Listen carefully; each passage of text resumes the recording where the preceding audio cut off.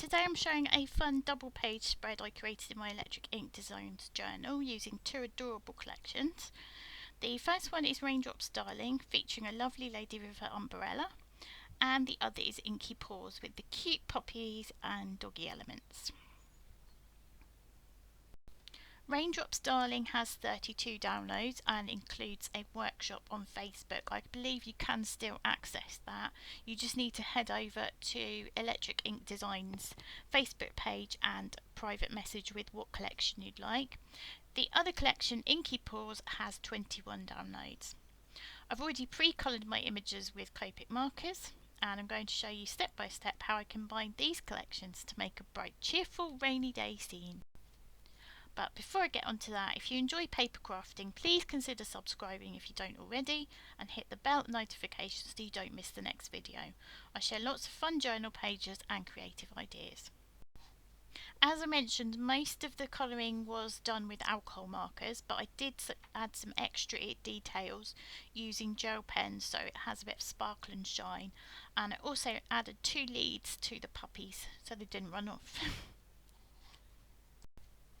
First, I gave both pages a base of antique linen distress oxide, which I thought would blend well with the other 2 colours I used of fossilised amber and wild honey. This kept the pages bright and cheerful despite the fact that it's raining. I also used some printed paper from the download collection.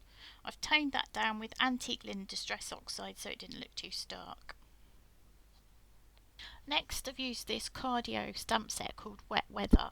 I'm going to stamp the clouds in Versifying Clear Morning Mist grey ink. Next, I added clouds using Creative Expression stencil with Eyes Ink Pearly Luster Paste in Seafoam. This gives a soft white grey pearly effect. While the paste dried, I coloured some doggy accessories.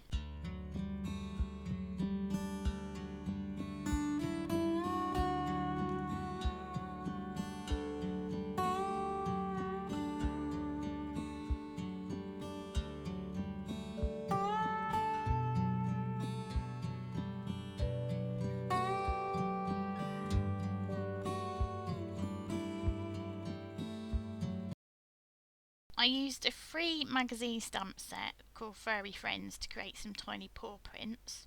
I did originally think about stamping them in brown, imagining muddy footprints, paw prints, but then I had second thoughts because I didn't want it to look like the puppies had stepped in something nasty. So I started placing these stamps along the edge, and then this happened, which I originally thought was operator error. Although you can never be too sure of stamps from a magazine because they're not always the best quality. Sometimes the polymer is a little bit squishy, so if you push too hard you just get a big splat of ink. But I didn't worry too much, especially as it happened again.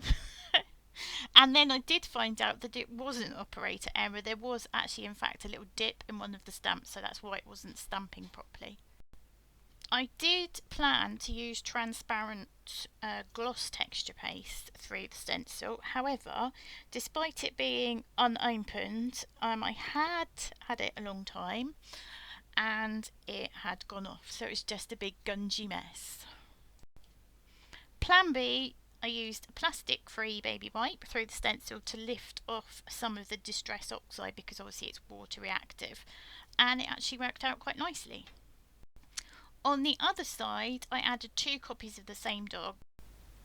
So I wanted to outline these with a Sharpie acrylic marker, but as you can see it's smudged. Now it did look pretty cool and I thought it was reminiscent of negatives, but I wasn't sure that I could do that all the way round and make it look that good. So after some procrastination, I decided that I would hide it with the doggy elements and accessories.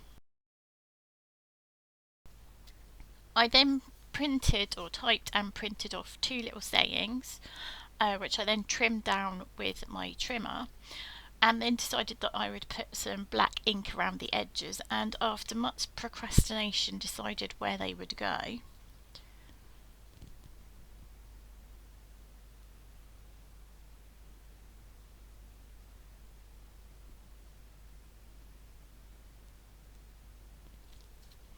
And it's finished. Thank you for sticking with me through all my little hiccups. I do hope you enjoyed the process, Until next time, cheerio.